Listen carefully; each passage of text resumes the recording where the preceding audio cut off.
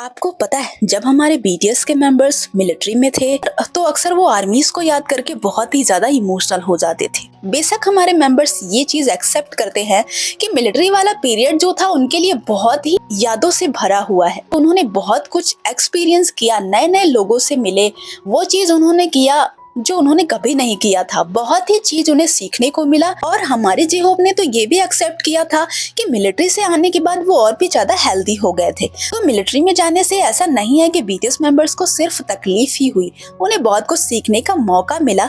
लेकिन इसके साथ ही एक सच्चाई ये भी है कि बीटीएस मेंबर्स अब एक रॉयल लाइफ जी रहे हैं, बहुत ही लग्जरियस लाइफ। तो जाहिर सी बात है कि फिर से नॉर्मल लोगों की तरह लाइफ जीना ये थोड़ा सा उनके लिए मुश्किल हो गया था। बेशक उन्होंने अपनी जिंदगी में बहुत कुछ चाहा है भी और उन्होंने भी अपनी शुरुआत बिल्कुल नील से की थी। बट फिर भी आर्मीज, हम ये बात समझ सकते हैं कि जब ऐशोआराम की जिंदगी मिलने लग जाती है ना, तो थोड़ा सा और भी ज्यादा मुश्किल हो जाता है।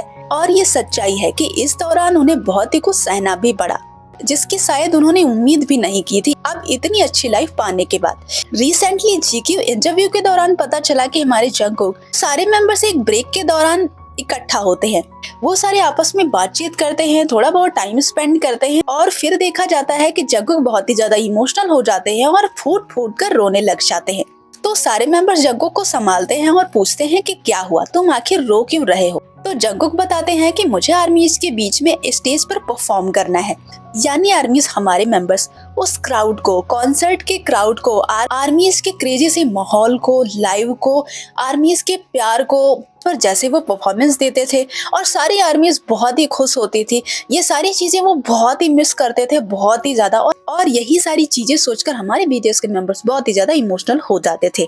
मिलिट्री से डिस्चार्ज होकर आने के बाद आपको हमारे वी की बात भी बहुत ही अच्छे से याद होगी। जब वो पहली बार स्टेज पर परफॉर्म करते हैं तो स्टेज पर जाने से पहले बैक स्टेज भी वी बहुत ही ज्यादा रो रहे थे और जब स्टेज पर भी वी जाते हैं तो वहाँ भी बहुत ही ज्यादा रोने लग जाते हैं अपना मुंह छुपा के। तो जे होप वी को चुप कराते हैं और कहते हैं कि चलो आर्मी से बात करो, और वो जबरदस्ती वी को बीच में पकड़ के लाते हैं आर्मी से बात करने के लिए। बताते हैं कि आर्मीज वी आप सभी को बहुत ही ज्यादा मिस कर रहा था और अचानक से आप लोगों का इतना प्यार और आप लोगों को देखने के बाद ना ये अपने आंसू रोक नहीं पाया और ये काफी देर से रोए जा रहा है, इसलिए मैं इसे स्टेज पर पकड़ कर ले आया।